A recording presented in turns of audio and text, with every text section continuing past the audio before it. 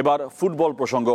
Asian cup football বাছাইয়ে 18 November ভারতের বিপক্ষে খেলবে বাংলাদেশ দল। ম্যাচকে সামনে রেখে বৃহস্পতিবার শুরু হয়েছে জাতীয় দলের ক্যাম্প।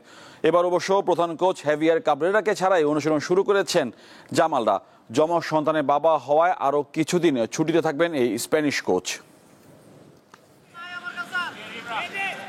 বাংলাদেশের জার্সিতে 5 ম্যাচ খেলে ফেলেছেন হামজা চৌধুরী, তবু তাকে ঘিরে সমর্থকদের আগ্রহ কমেনি।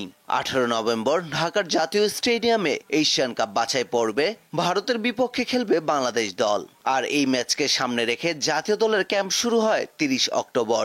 এদিন বেশ কয়েকজন খেলোয়াড় টিম হোটেলে রিপোর্ট করেন। তবে এবারও ক্যাম্পের শুরু থেকে হামজাকে পাওয়া যাচ্ছে না। ফিফা পঞ্জিকা অনুযায়ী 10 থেকে 18 নভেম্বর আন্তর্জাতিক ম্যাচে বিরতি। লেস্টার সিটিতে খেলা মিডফিল্ডার হামজা দেশে আসতে পারেন 9 নভেম্বর। 25 মার্চ শিলংয়ে ভারতের বিপক্ষে ম্যাচ দিয়ে লাল সবুজের জার্সিতে অভিষেক হয় হামজার। এরপর থেকে এখন পর্যন্ত বাংলাদেশের হয়ে 5 ম্যাচ খেলে 2 গোল ও সতীর্থকে দিয়ে 1 গোল করিয়েছেন এই তারকা।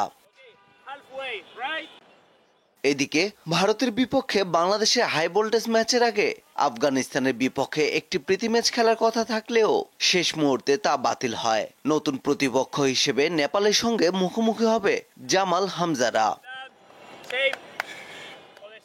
13 নভেম্বর ঢাকার জাতীয় স্টেডিয়ামে হবে এই প্রীতি ম্যাচ। পারভেজ খোকন, দীপ্ত স্পোর্টস।